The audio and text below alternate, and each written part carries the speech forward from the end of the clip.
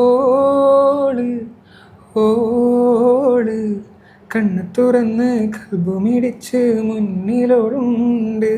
ഇതിൻ്റെ അടുത്ത് ചെന്നൈ പോയി റെക്കോർഡ് ചെയ്താൽ പുള്ളിക്ക് ആക്ച്വലി മലയാളം അറിയാത്തതുകൊണ്ട് എൻ്റെ പ്രൊനൗൺസിയേഷൻ മാത്രമേ കുറച്ച് സമയം എടുത്ത്. നമ്മൾ എന്ത് മെലഡി പാടിക്കൊടുത്താലും അതേപോലെ പുള്ളി തിരിച്ച് പാടിത്തരും. അത് ഭയങ്കര നല്ല എക്സ്പീരിയൻസാണ്. അങ്ങനത്തെ സിംഗേഴ്സിനെ വെച്ച് വർക്ക് ചെയ്യാൻ ഭയങ്കര രസം. ഇത്രേച്ചി പാടുമ്പോൾ ഇങ്ങനെ നോക്കി ഇരിക്കും. ചില സമയത്ത് പാടിക്കാൻ നിർത്തുമ്പോഴായിരിക്കും ചില സമയത്തൊന്നും പറയാൻ തോന്നുന്നില്ല. ചില സമയത്ത് ചെറിയ ചേച്ചി അതൊന്നും മാറ്റി പാടിത്തരാൻ പറ്റും, ചേച്ചി പാടിത്തരും. അത് one of the best experience. എനിക്ക് ബൈക്കിലൊക്കെ വെറുതെ ഇങ്ങനെ പോകുന്ന സമയത്ത് ചില മെലഡിയൊക്കെ കിട്ടും. സൈഡാക്കി ഫോണിൽ റെക്കോർഡ് ചെയ്ത് വെക്കും. ഞാൻ അധികം കേൾക്കുന്നത് റെക്സേട്ടൻ്റെ പാട്ടും ഗോവിന്ദേട്ടൻ സുഷിനേട്ടൻ്റെ പാട്ടൊക്കെ ഒരുപാട് കേൾക്കാറുണ്ട്. അതുകൊണ്ട് ഇവരെന്നെ ഇൻസ്പയർ ചെയ്യാറുണ്ട് അതേ രീതിയിൽ മലയാളത്തിൽ. ഇപ്പോൾ ഈ മ്യൂസിക് കമ്പോസ് ചെയ്യുമ്പോൾ തന്നെ ഈ തിയേറ്ററിന് വേണ്ടിയിട്ടും OTT വേണ്ടിയിട്ടും മിക്സ് ചെയ്യുന്നതിൻ്റെ പ്രോസസ്സ് എങ്ങനെയാണ്? ഈ പ്രോഗ്രാമിംഗ് എന്ന് പറയുന്നത് ആക്ച്വലി പ്രൊഡക്ഷനാണ്. നമ്മൾ മ്യൂസിക് പ്രൊഡ്യൂസ് ചെയ്യൂലേ, അതിനാണ് ഈ പ്രോഗ്രാമിംഗ്. അതിൻ്റെ വേറെ ടേമാണ് ഈ പ്രോഗ്രാമിംഗ് എന്ന് പറയുന്നത്. ഫൈനൽ ഔട്ട്പുട്ട് എന്ന് പറയുന്നത് നമ്മൾ കേൾക്കുന്ന സാധനമില്ല പുറത്തേക്ക്, അതിനാണ് ഈ സ്റ്റീരിയോ 5.1 എന്നൊക്കെ പറയുന്നത്. കണ്ടിന്യൂസ് ആയിട്ട് പഠിക്കാൻ പറ്റിയില്ല, പക്ഷെ ഇന്ന് റിഗ്രറ്റ് ഉണ്ട്. അന്ന് സീരിയസ് ആയിട്ട് പഠിക്കാനൊന്നും എന്ന് തോന്നാറുണ്ട്. എന്ന് വെച്ചാൽ ചില ആൾക്കാർ കർണാടിക് സാധനങ്ങളൊക്കെ പാടുന്ന കാണുമ്പോൾ കൊതിയാവും. ഇന്ന് എല്ലാ സാധനങ്ങളും എല്ലാ ഇൻസ്ട്രുമെൻറ്റും കീബോർഡിൽ റെക്കോർഡ് ചെയ്ത് ചെയ്യാൻ പറ്റും, പക്ഷെ അതിനൊരു ഇലക്ട്രോണിക് ഫീൽ തന്നെ ആയിരിക്കും എപ്പോഴും ഉണ്ടാവും. ഞാൻ പറഞ്ഞ സിന്ത് സൗണ്ടിനെ പറ്റിയല്ല, ഗിറ്റാർ ആയാലും വേറെ എന്തെങ്കിലും എത്തനിക് ഇൻസ്ട്രുമെൻ്റ് ആയാലും ഇതൊക്കെ നമുക്ക് കീബോർഡിൽ പ്ലേ ചെയ്തിടാൻ പറ്റും. വേനൽ വെയിൽ കൊണ്ടുപോ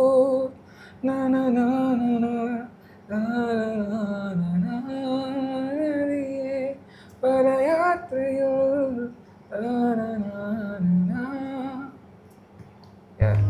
ലിറിക്സ് ആക്ച്വലി വീണ്ടും ഒരു പാട്ടിലേക്ക് തന്നെ എത്താം.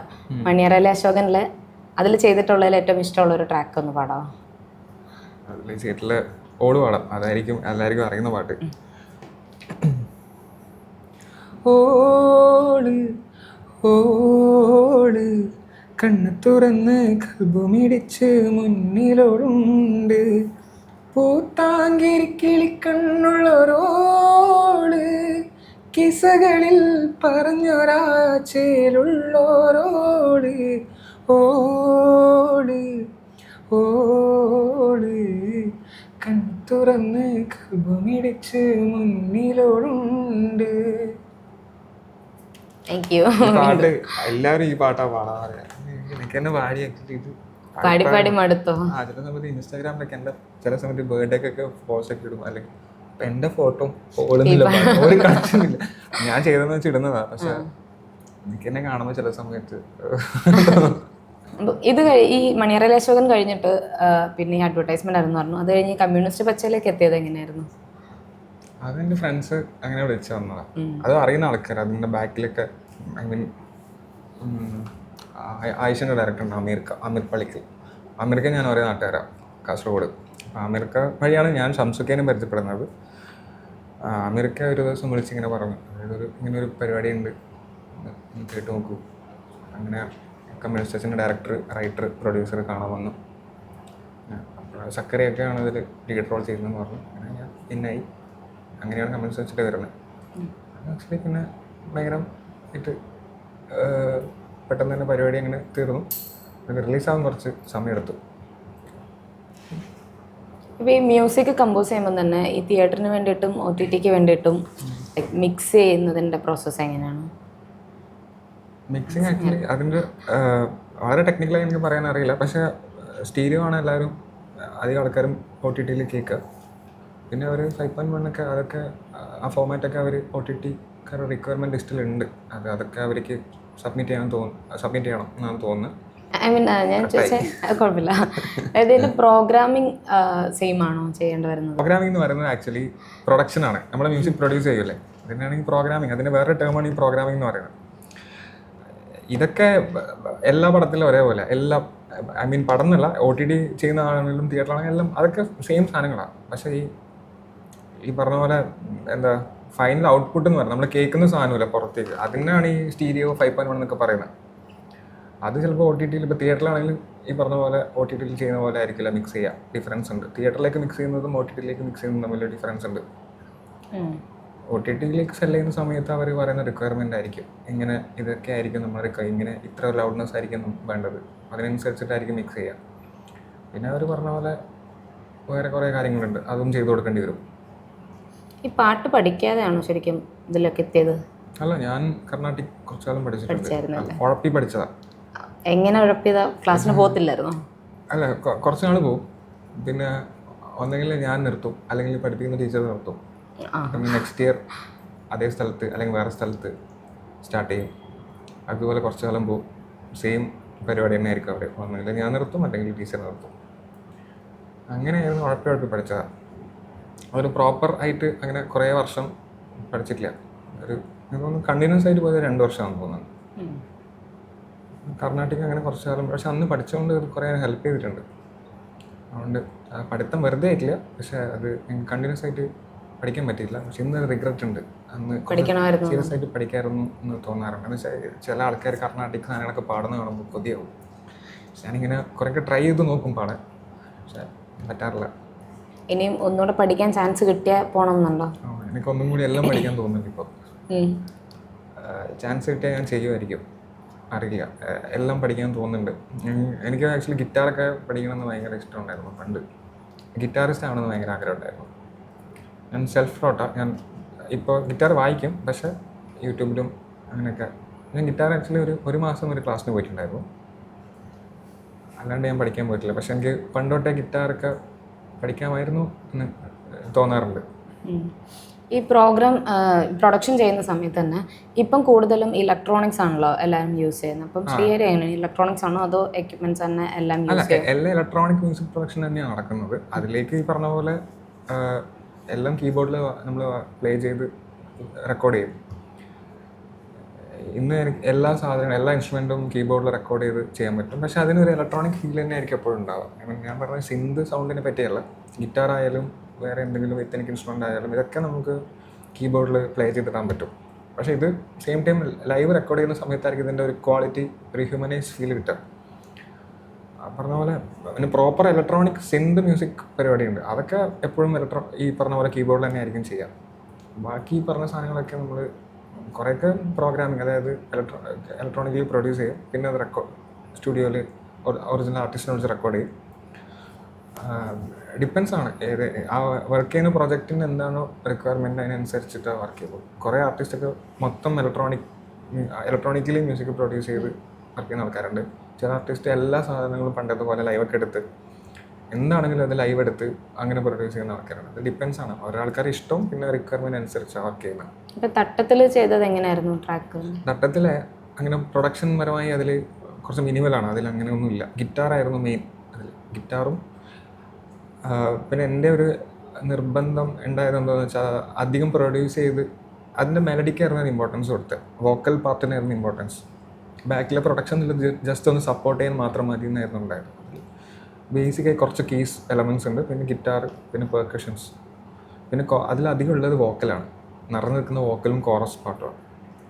ഇങ്ങനെ ഒരു ഭയങ്കര പ്രൊഡക്ഷൻ ഒന്നും അതിലില്ല, വളരെ മിനിമലായിട്ടുള്ള ഒരു പ്രൊഡക്ഷനാണ് തട്ടത്തിൽ നല്ല സോങ്ങിലുള്ള. ഞാൻ കുറച്ച് പേരുടെ പേര് പറയാം, അതായത് ശ്രീഹരി വർക്ക് ചെയ്തിട്ടുള്ള കുറച്ച് സിംഗേഴ്സ്, അവരായിട്ടുള്ള എക്സ്പീരിയൻസ് ഒന്ന് ഷെയർ ചെയ്യാം. സിദ് ശ്രീറാം ഇതിൽ അടിപൊളി സിംഗറാണ്. അടിപൊളി എന്ന് വെച്ചാൽ ഭയങ്കര വോക്കലൊക്കെ ഭയങ്കര രസമാണ് കേൾക്കാൻ. സിദ്ധിൻ്റെ അടുത്ത് ചെന്നൈ പോയി റെക്കോർഡ് ചെയ്ത പുള്ളിക്ക് ആക്ച്വലി മലയാളം അറിയാത്തതുകൊണ്ട് അതിൻ്റെ പ്രൊനൗൺസിയേഷന് മാത്രമേ കുറച്ച് സമയം എടുത്ത്. നമ്മൾ എന്ത് മെലഡി പാടിക്കൊടുത്താലും അതേപോലെ പുള്ളി തിരിച്ച് പാടിത്തരും. ഭയങ്കര നല്ല എക്സ്പീരിയൻസാണ്. അങ്ങനത്തെ സിംഗേഴ്സ് എന്ന് വെച്ചാൽ വർക്ക് ചെയ്യാൻ ഭയങ്കര രസമാണ്.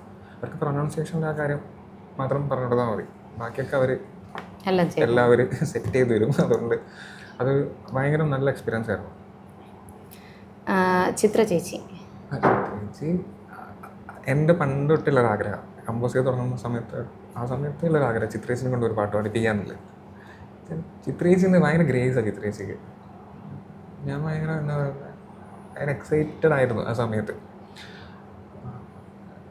എനിക്ക് എങ്ങനെ എക്സ്പ്രസ് ചെയ്യേണ്ടതെന്ന് അറിയില്ല, പക്ഷെ ഭയങ്കര രസമായിരുന്നു അത്. ചിത്ര ചേച്ചി പാടുമ്പോൾ ഇങ്ങനെ നോക്കി ഇരിക്കും. ചില സമയത്ത് പാടിക്കാൻ നിർത്തുമ്പോഴായിരിക്കും, ചില സമയത്തൊന്നും പറയാൻ തോന്നില്ല. ചില സമയത്ത് ചെറിയ ചേച്ചി അതൊന്നും മാറ്റി പഠിത്തരാൻ പറ്റും, ചേച്ചി ഇപ്പോൾ പാടിത്തരും. അത് one of the best experience. എൻ്റെ അടുത്ത് ഒരാൾ പറഞ്ഞിട്ടുള്ളത്, ചിത്ര ചേച്ചിയോട് വർക്ക് ചെയ്തപ്പോൾ തന്നെ ഈ ഓരോ വേർഡ്സും ഭയങ്കര ക്രിസ്പ് ആൻഡ് ക്ലിയർ ആയിട്ടാണ് ചേച്ചി പാടുന്നതെന്ന്. അങ്ങനെ ഉണ്ടായിരുന്നോ തോന്നി? ചേച്ചിൻ്റെ ഈ സ്ഫുടത എന്നല്ലേ പറയാം, അതൊക്കെ ഭയങ്കര രസമാണ്. അത് ചില വേർഡ്സൊക്കെ എന്താ പറയുക, അതിൻ്റെ ബ്യൂട്ടിയെ അറിഞ്ഞ് ചേച്ചി പാടുന്നുണ്ട്. പറഞ്ഞു കൊടുക്കേണ്ട ആവശ്യമില്ല, അത്രയും വർഷത്തെ എക്സ്പീരിയൻസ് ഉണ്ടല്ലോ. അതുകൊണ്ട് നമ്മൾ ഇങ്ങനെ നോക്കിയിരുന്നു എന്ന് കേട്ടിരുന്നു. ദുൽഖർ സൽമാൻ. ദുൽഖർ അത് നല്ല എക്സ്പീരിയൻസാണ്. എല്ലാവരുടെ നല്ല എക്സ്പീരിയൻസ് ഉണ്ടായത്. ദുൽഖർ നന്നായി പാടുന്ന ഒരാളാണ്. പാട്ട് വന്ന് പാടി, അതും ഈ പറഞ്ഞ പോലെ അങ്ങനെ കുറേ കറക്ഷൻസോ അല്ലെങ്കിൽ അങ്ങനെ പാടും ഇങ്ങനെ പാടുമെന്ന് പറയേണ്ട ആവശ്യമൊന്നുമില്ല. പുള്ളി പാട്ട് കേട്ടു, അത് അതുപോലെ തന്നെ പാടും. അതും നല്ല എക്സ്പീരിയൻസ് ആയിരുന്നു. ഗോവിന്ദ് വസന്ത. ഗോവിന്ദേട്ടൻ ഇങ്ങനെ പാട്ട് ഞാൻ അയച്ചു കൊടുത്തു. ഒരു ദിവസം ഇങ്ങനെ സ്റ്റുഡിയോയിൽ വന്ന്, ഇതെന്താന്ന് വെച്ചാൽ എല്ലാവരും നല്ല എക്സ്പീരിയൻസ് ഉണ്ടായത്. എനിക്ക് കിട്ടിയൊരു ഭാഗ്യം എന്ന് വെച്ചാൽ കുറേ നല്ല സിംഗേഴ്സിനെ ഒന്നിച്ച് വർക്ക് ചെയ്യാൻ പറ്റി. ഗോവിന്ദേട്ടൻ ഇതേപോലെ ആ പാട്ട് ഗോവിന്ദേട്ടനെ കൊണ്ട് പാടിപ്പിക്കണമെന്നായിരുന്നു എനിക്ക് ഉണ്ടായത്. അങ്ങനെ ഞാൻ ഗോവിന്ദേട്ടൻ്റെ അടുത്ത് ഇങ്ങനെ പറഞ്ഞു, വന്ന് പാടിത്തന്നു. ഓൾറെഡി റെക്കോർഡ് ചെയ്യുന്നതിന് മുന്നേ ഗോവിന്ദേട്ടൻ്റെ സൗണ്ട് എങ്ങനെയായിരിക്കും വരിക എന്നുള്ളത് എനിക്കൊരു ബേസിക് ആയിട്ട് ഒരു ഐഡിയ ഉണ്ടായിരുന്നു മൈൻഡിൽ. അങ്ങനെ പക്ഷെ അത് അതുപോലെ തന്നെ കിട്ടി. അതുകൊണ്ട് എക്സ്പീരിയൻസ് എന്ന് വെച്ചാൽ ഭയങ്കര നല്ല എക്സ്പീരിയൻസ് എല്ലാവരുടെ അടുത്തും ഉണ്ടായത്. ആരുടെ അടുത്തും എനിക്ക് പറഞ്ഞ പോലെ ഒരു അയ്യോ അതെന്താ ഇങ്ങനെ അങ്ങനെ ഒരു ഇത് വന്നിട്ടില്ല.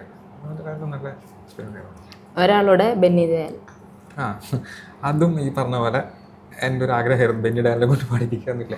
ഭയങ്കര താങ്ക്സ് ടു സൽമാൻ, കമ്മ്യൂണിസ്റ്റ് വാച്ചിൻ്റെ പ്രൊഡ്യൂസർ, ചിത്രേച്ചിനെ പാടിപ്പിക്കാൻ, ഗോവിന്ദനെ പാടിപ്പിക്കാൻ, അതിലെല്ലാം ഒന്നിനും സൽമാൻ ആക്ച്വലി നോ പറഞ്ഞില്ല. ചെയ്തോളാം, നീ ചെയ്തോളാം, അത് കുഴപ്പമില്ല. അങ്ങനെ ബെന്നി ഡയാലിനതും ഈ പറഞ്ഞ പോലെ എൻ്റെ മൈൻഡിലൊരു സൗണ്ട് ഉണ്ടായിരുന്നു.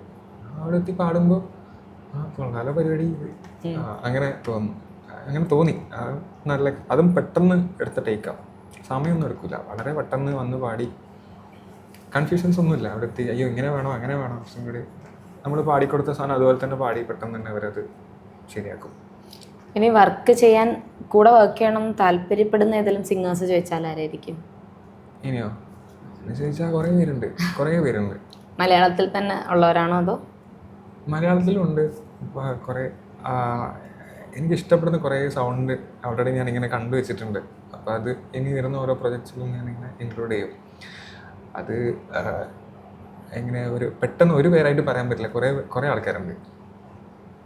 ഈ മൈൻഡിൽ ഇടയ്ക്ക് വെറുതെ ഇരിക്കുമ്പം എന്തെങ്കിലും മ്യൂസിക് വന്നിട്ട് അത് ഏതെങ്കിലും സിനിമയിലോട്ട് ഇനി അപ്ലൈ ചെയ്യാന്ന് പറഞ്ഞ് മാറ്റി വെക്കുന്ന എന്തെങ്കിലുമൊക്കെ ഞാൻ ഫോണിൽ റെക്കോർഡ് ചെയ്ത് വെക്കും. എനിക്ക് ബൈക്കിലൊക്കെ വെറുതെ ഇങ്ങനെ പോകുന്ന സമയത്ത് ചില മെലഡിയൊക്കെ കിട്ടും, സൈഡാക്കി ഫോണിൽ റെക്കോർഡ് ചെയ്ത് വെക്കും. ജസ്റ്റ് ഹമ്മിങ് മാത്രം പാടിയിടും. കുറേ ഉണ്ട്, ഒരുപാടുണ്ട് ഇതിൽ. ഏതെങ്കിലും ഇൻസിഡന്റ് വെച്ചിട്ട് ഏതെങ്കിലും മ്യൂസിക് കണക്ട് ആവാറുണ്ടോ? ഇൻസിഡന്റ് വെച്ചിട്ട് അപ്പൊ ഇനിയും അടുത്ത പ്രോജക്ട്സിന്റെ ടോക്സ് ഒക്കെ നടക്കുന്നേ ഉള്ളൂ അല്ലേ? ഇനിയും ട്രാക്ക് ഒന്ന് മാറ്റി പിടിക്കാനും അല്ലേ ആഗ്രഹമുണ്ട്, നോക്കാം, നടക്കാം. വീണ്ടും ഒരു മെലഡിയാണ് വരുന്നതെങ്കിലോ? മെലഡിയാണ് വരുന്നതെങ്കിൽ ഇഷ്ടപ്പെട്ടാൽ ചെയ്യും. അങ്ങനെ പ്രത്യേകിച്ച് വേറെ ഒന്നും ഇപ്പോൾ ആലോചിക്കുന്നില്ല, എന്നാൽ ചെയ്യും.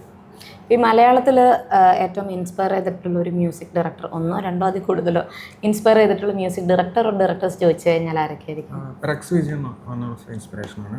ഗോവിന്ദേട്ടൻ, സുഷിനേട്ടൻ ഇൻസ്പയർ ചെയ്യുന്നുണ്ട്. പിന്നെ ഞാൻ പെട്ടെന്ന് ചോദിച്ചാൽ 3 പേര് പെട്ടെന്ന് വരുന്ന 3 ആൾക്കാർ. ഞാൻ അധികം കേൾക്കുന്നത് റെക്സേട്ടൻ്റെ പാട്ടും ഗോവിന്ദേട്ടൻ സുഷിനേട്ടൻ്റെ പാട്ടൊക്കെ ഒരുപാട് കേൾക്കാറുണ്ട്. അതുകൊണ്ട് ഇവരെന്നെ ഇൻസ്പയർ ചെയ്യാറുണ്ട് നല്ല രീതിയിൽ മലയാളത്തിൽ. പിന്നെ ഒരുപാട് പേരുണ്ട്, പെട്ടെന്ന് ഓർമ്മ കിട്ടുന്നില്ല, കുറേ ആൾക്കാർ ഇൻസ്പയർ ചെയ്യുന്നുണ്ട്. എനിക്ക് തോന്നുന്നു ഈ ചില ഇൻഡിപെൻഡൻറ്റ് ആർട്ടിസ്റ്റൊക്കെ ഉണ്ട്, അവരൊക്കെ ചെയ്യുന്ന പാട്ടുകളൊക്കെ ഭയങ്കര രസമായിരിക്കും. അതൊക്കെ കേട്ട് ഇൻസ്പയർ ആവാറുണ്ട്. ഒരുപാട് പേരുണ്ട്. അങ്ങനെ ചോദിക്കുകയാണെങ്കിൽ ഒരുപാട് മലയാളത്തിലെ കുറേ മ്യൂസീഷ്യൻസിനെ ഇൻസ്പയർ ചെയ്യാറുണ്ട്. അപ്പം ഒരുപാട് കേൾക്കുന്നത് മലയാളം സോങ്സ് ആണോ അതോ മറ്റ് ലാംഗ്വേജസിലെ ആണോ? ഞാൻ മിക്സ് ചെയ്താണ് കേൾക്കുക. മലയാളം കേൾക്കാറുണ്ട്, തമിഴ് കേൾക്കാറുണ്ട്, തെലുഗു, ഹിന്ദി, ഇംഗ്ലീഷ് ട്രാക്സ് ഒക്കെ കേൾക്കാറുണ്ട്. എനിക്ക് മനസ്സിലാവാത്ത ലാംഗ്വേജിൻ്റെ ട്രാക്സും കേൾക്കാറുണ്ട്. ഏത് ലാംഗ്വേജ് ഒന്നും പോലെ അറിയുന്നുണ്ടാവും. അപ്പോൾ ഇങ്ങനെ റാൻഡംലി കാണുന്ന ഏതെങ്കിലും ലാംഗ്വേജ് ആയിരിക്കും, അത് സേവ് ചെയ്ത് വെക്കും, അത് കേൾക്കും. ഏത് ലാംഗ്വേജ് ഒന്നും പോലും അറിയുന്നുണ്ടാവില്ല, എന്തൊക്കെയോ അത് ഇഷ്ടപ്പെട്ട് കേൾക്കുന്നത്. അപ്പം ഈ ഇൻസ്പയർ ചെയ്തിട്ടുള്ള ആരുടെയെങ്കിലും ഒരു സോങ് കൂടെ ഒന്ന് പാടാം. ഉയരുന്നത് എനിക്ക് ഭയങ്കര ഇഷ്ടപ്പെട്ട അതാണ്. ഉയരുന്നതിയേ ഒഴുകും മായാ നദിയേ കനവിൻ കുഞ്ഞു തീരങ്ങൾ നീ കണ്ടുവോ, മോഹങ്ങളാ പൂക്കളെ തൊട്ടുവോ, വേനൽ വെയിൽ കൊണ്ടുവോ,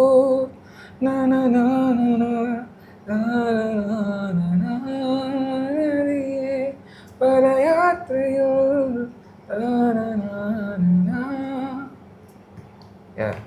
ലിറിക്സ് ആക്ച്വലി പറഞ്ഞേ കുഴപ്പമില്ല, അടിപൊളി. അപ്പം എന്തായാലും താങ്ക് യു. നമുക്ക് പാട്ട് കേൾക്കാൻ പറ്റി, കുറേ സംസാരിക്കാൻ പറ്റി.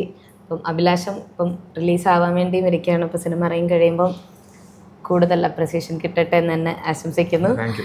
Thank you Srihari. Thank U.